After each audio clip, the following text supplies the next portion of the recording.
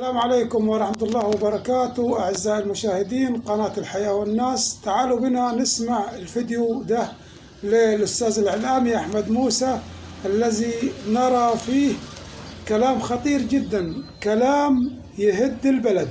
تعالوا نسمع الفيديو. طول الوقت لأنه عمره ما كان عنده خطاب حقيقي، خطابه كله شائعات.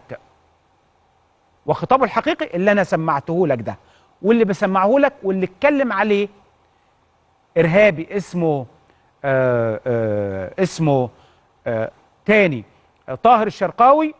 طاهر الشرقاوي بيتكلم على تشكيل ميليشيات مسلحة.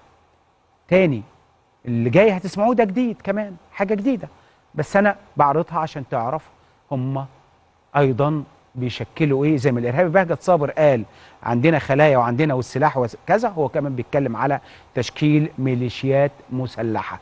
إزاي هتتم وكده نسمعها. تشكيل الحرس الثوري، لابد لأي ثورة أن يكون لها حرس ثوري.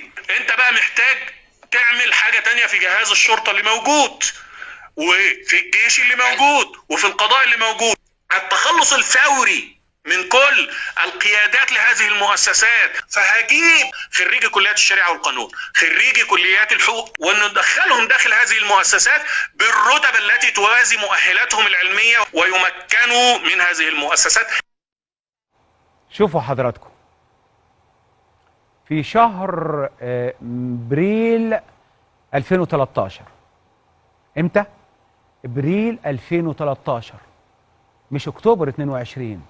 طلعت على الهواء زي ما انا كده قدام حضراتكم، وقلت لحضراتكم جماعة الاخوان الارهابية بتشتغل على تشكيل حرس ثوري، تشكيل جيش بديل الجيش بتاعهم.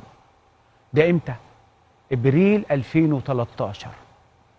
حاولوا يعملوه وربنا كرمنا في ثورتنا العظيمة في 30/6، وتم افشال مخططهم بالكامل، وتم ضرب هذه التشكيلات بالكامل.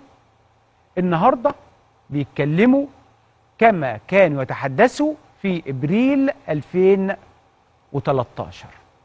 النهارده بيقولوا ده، بيقول لك ايه؟ هنعمل الحرس الثوري بتاعنا، هنضرب القوات المسلحه، كل القيادات اللي موجوده دي ما تبقاش موجوده. بالظبط الخطه اللي محمد مرسي عيسى العياط هذا الخاين الجاسوس كان هيعملها، بس ربنا كرمنا بإنقاذ عظيم من ربنا سبحانه وتعالى والثورة والبطل الفريق أول عبد الفتاح السيسي وكل قادة جيشنا العظيم وأبطالنا ومقاتلينا في كل مكان اللي أنقذونا وما وصلناش لده. كنا رايحين لده. تخيل كان عندك ده كنت هتعمل إيه؟ تخيل شكلوه، ما هو كانوا رايحين له، ودلوقتي ما هو دلوقتي بيكلمك على إنه عايز يشكل ده. ومن يومين بعرض لك الارهابي بهجت صابر بيقول لك عندنا ميليشيات وعندنا خلايا وعندنا السلاح وعندنا. هو ده اللي حضرتك تبقى شايفه ومتاكد منه. ما الهدف؟ هو الهدف مصر، مش الرئيس، مصر. الهدف القوات المسلحه، الهدف الشرطه، الهدف القضاء، الهدف الشعب المصري، الهدف الوطن. خلاصه الهدف الوطن، هو ده اللي عايزينه، اسقاط مصر. كانوا وما زالوا وهيفضلوا. بس مين السند هنا؟ انا كشعب، ده دوري انا. هو انا بوري حضرتك تسمع ليه؟ عشان تبقى عارف حقيقة المخطط.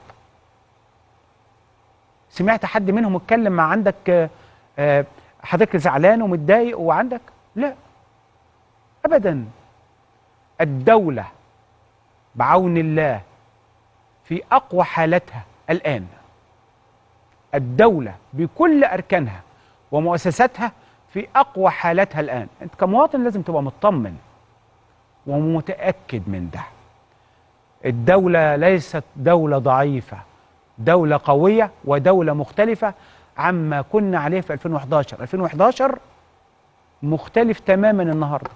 اوعى تعمل مقارنة ما بين 11 وما بين 11 و22 او 23 ان شاء الله او 24 ان شاء الله او 25 ان شاء الله. رايحين للافضل باذن الله، رايحين للافضل.